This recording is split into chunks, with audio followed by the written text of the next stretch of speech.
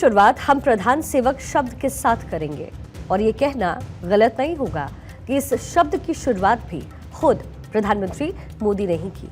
आपको ये पता है कि भारत में प्रधानमंत्री शब्द का आखिर मतलब क्या होता है, लेकिन बात अगर प्रधानमंत्री मोदी की करें तो उन्होंने हमेशा से खुद को जनता का प्रधान सेवक ही माना है, जिसको उन्होंने चरितार्थ भी किया।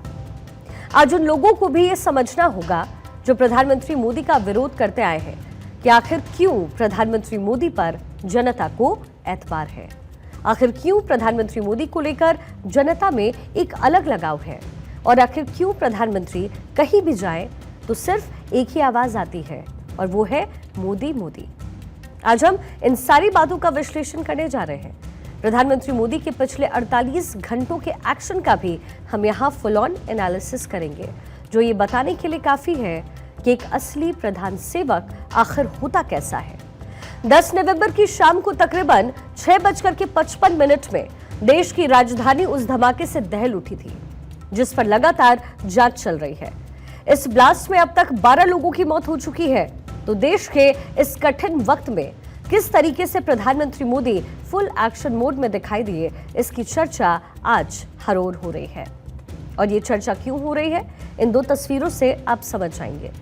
प्रधानमंत्री मोदी भूटान के 2 दिनों के दौरे पर थे, लेकिन जैसे ही वो भूटान से भारत लौटते हैं वो दिल्ली एयरपोर्ट से कहीं और नहीं गए बल्कि सीधे पहुंच गए LNJP हॉस्पिटल, जहां उन्होंने ब्लास्ट में घायल हुए लोगों का हाल जाना, उनका दर्द सुना, उनको वो हिम्मत दी जो उनके लिए इस वक्त किसी संजीवनी से कम नहीं थी। तो इसके कुछ घंटों बाद ही प्रधानमंत्री मोदी ने CCS की बैठक भी की, जिसमें गृह मंत्री अमित शाह, रक्षा मंत्री राजनाथ सिंह मौजूद रहे। अब आप ये समझ सकते हैं कि प्रधानमंत्री मोदी के लिए देश और देशवासी कितनी अहमियत रखते हैं। और ऐसी एक तस्वीर हमने पहलगाम आतंकी हमले के बाद भी देखी, जब प्रधानमंत्री मोदी सऊदी अरब में 2 दिवसीय राजकीय यात्रा पर थे। उस वक्त भी आतंकी हमले के फौरन बाद ही प्रधानमंत्री मोदी ने अपनी यात्रा को उसी समय विराम दिया। और इतना ही नहीं, भारत पहुंचते ही प्रधानमंत्री मोदी ने दिल्ली एयरपोर्ट पर आपात बैठक बुला ली, जिसमें राष्ट्रीय सुरक्षा सलाहकार अजीत डोभाल, विदेश मंत्री डॉक्टर जयशंकर और विदेश सचिव की मौजूदगी थी। दिल्ली ब्लास्ट के बाद से ही प्रधानमंत्री मोदी पल पल का अपडेट ले रहे हैं। इतना ही नहीं, भूटान में जिस तरीके की चेतावनी प्रधानमंत्री मोदी ने ब्लास्ट के साजिशकर्ताओं को दी है, वो ये बताने के लिए काफी है कि ब्लास्ट में मौजूद हर एक आरोपी को भारत बख्शने वाला नहीं है। मैं पीड़ित परिवारों का दुख समझता हूं। आज पूरा देश उनके साथ खड़ा है।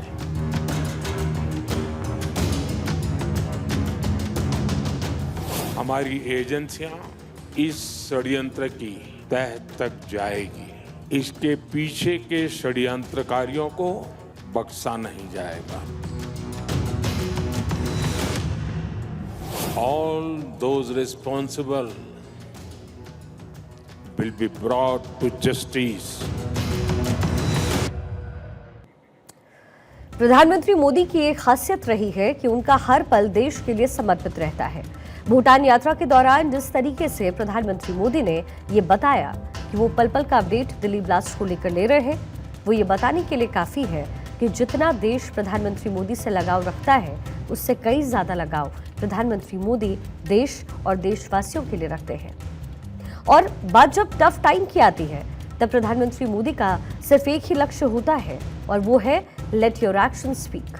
और प्रधानमंत्री मोदी के पिछले 48 घंटे इसे बताने वाले भी हैं। एक बार टाइमलाइन आपको बताते हैं। 10 नवंबर 2025 ब्लास्ट के फौरन बाद ही प्रधानमंत्री मोदी ने गृह मंत्री अमित शाह से स्थिति की समीक्षा की। पीएम मोदी ने शाह से फोन पर अपडेट लिया। शाह ने घटनास्थल पर मौजूद अधिकारियों से मुलाकात की और अपडेट को उनसे साझा किया। 10 से 11 नवंबर के दरमियान रात भर NIA, Delhi police, forensic team और अन्य एजेंसियों के साथ प्रधानमंत्री मोदी स्थिति की समीक्षा करते रहे। वो लगातार जांच की प्रगति पर भी निगाह रखते रहे। 11 नवंबर को भूटान यात्रा के दौरान भी प्रधानमंत्री मोदी का पूरा फोकस देश की ओर रहा। इतना ही नहीं, उन्होंने भूटान में सार्वजनिक स्टेटमेंट दिया जिसमें उन्होंने कहा कि दिल्ली में हुई भयावह घटना ने सबको दुखी किया है। साजिशकर्ताओं को बख्शा नहीं जाएगा, सभी दोषियों को न्याय के कटघरे में लाया जाएगा। और आज यानी 12 नवंबर 2025 को प्रधानमंत्री मोदी एयरपोर्ट से सीधे एलएनजेपी अस्पताल आते हैं, घायलों से बातचीत करते हैं, उनके इलाज के बारे में डॉक्टरों से इंफॉर्मेशन लेते हैं और जल्द स्वस्थ होने की कामना भी उन्होंने वहां की। अब इसके बाद भी प्रधानमंत्री मोदी रुके नहीं, लगातार मीटिंग्स वो करते रहे।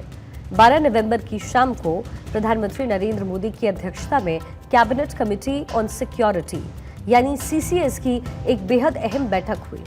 तो इससे साफ है कि जिस तरीके से पहलगाम अटैक के बाद भारत ने पाकिस्तान को सबक सिखाया, इस दौरान भी जिस तरीके से प्रधानमंत्री मोदी फुल एक्शन मोड में नजर आ रहे हैं, वैसा ही कुछ दिल्ली धमाके के बाद भी दिखाई दे रहा है। यानी अब ये बात तय है कि जो भी इस ब्लास्ट के पीछे है, उनकी कम से कम खैर तो नहीं होने वाली। आपको ये पता होगा कि ब्लास्ट के फौरन बाद ही गृह मंत्री अमित शाह ने मोर्चा संभाला। अमित शाह फौरन ही एलएनजेपी अस्पताल में पहुंचे, उन्होंने घायलों से उनका हालचाल जाना और फिर वो उस ब्लास्ट वाले स्पॉट पर भी पहुंचे जहां वे धमाके ने दिल्ली को दहलाया। तो पूरी रात प्रधानमंत्री मोदी खुद गृह मंत्री अमित शाह से लेकर अधिकारियों से अपडेट लेते रहे।